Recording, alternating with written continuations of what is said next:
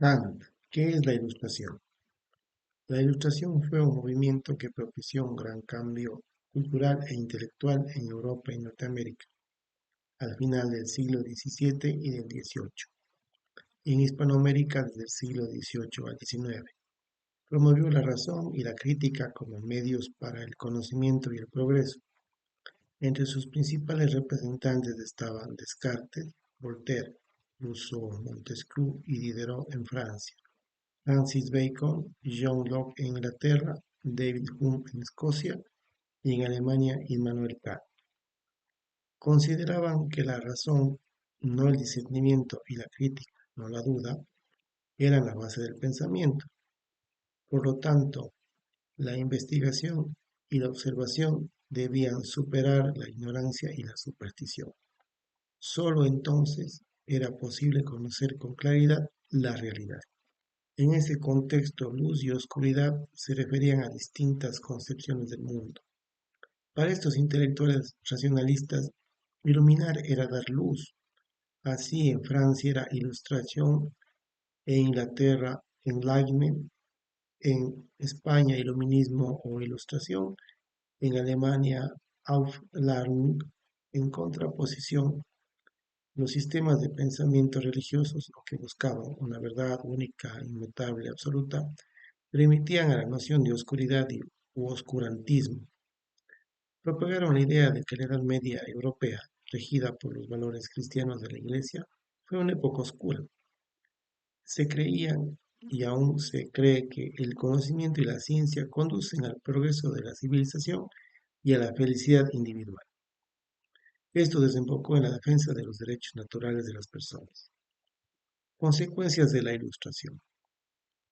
Influenció en la política, sobre todo en monarcas como Federico II de Prusia, que inauguró el despotismo ilustrado. La economía se liberalizó y surgió la fisiocracia y el capitalismo liberal y monopolista. La ciencia dio paso al positivismo empirista de la primera revolución industrial. En el arte surgió el modernismo con el romanticismo y vanguardismo, los ismos, como ruptura con la cultura clásica y el misticismo. Y en la religión dio paso al ateísmo propugnado por Marx y Engels en su obra El Capital, y los ideólogos nihilistas de la revolución bolchevique Lenin y Trotsky. Además, desencadenó masacres revolucionarias disfrazadas de cambios evolutivos sociales, la independencia de los Estados Unidos, la Revolución Francesa, las guerras de independencia de Venezuela, Colombia, Ecuador, Perú y Bolivia, y el epítome, la Revolución Mexicana y liberal en Ecuador. En el proceso se aniquiló a sus propios instigadores e ideólogos y causó más víctimas que las dos guerras mundiales. La Ilustración utilizó el laicismo, el liberalismo económico, la soberanía popular y el contractualismo, es decir, el poder reside en el pueblo y él a través del contrato lo delega a una autoridad que haga cumplir las leyes. Esto vinculó al pueblo al hecho de la libertad, la igualdad y la fraternidad, pero en la praxis el poder no es del pueblo. Por supuesto, la sociedad y la política y la cultura son creaciones humanas, no divinas, algo en lo que repararon los pensadores ilustrados y que estaban vinculadas a la historia. Esto explica los cambios que se producen en una sociedad o las diferencias entre las distintas sociedades.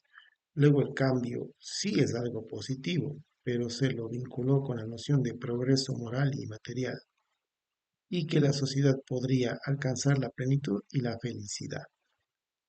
En este contexto se coló el laicismo, porque el pensamiento ilustrado separaba lo natural y lo sobrenatural, afirmando que Dios regía lo sobrenatural y que los dogmas religiosos solo afectaban las prácticas espirituales.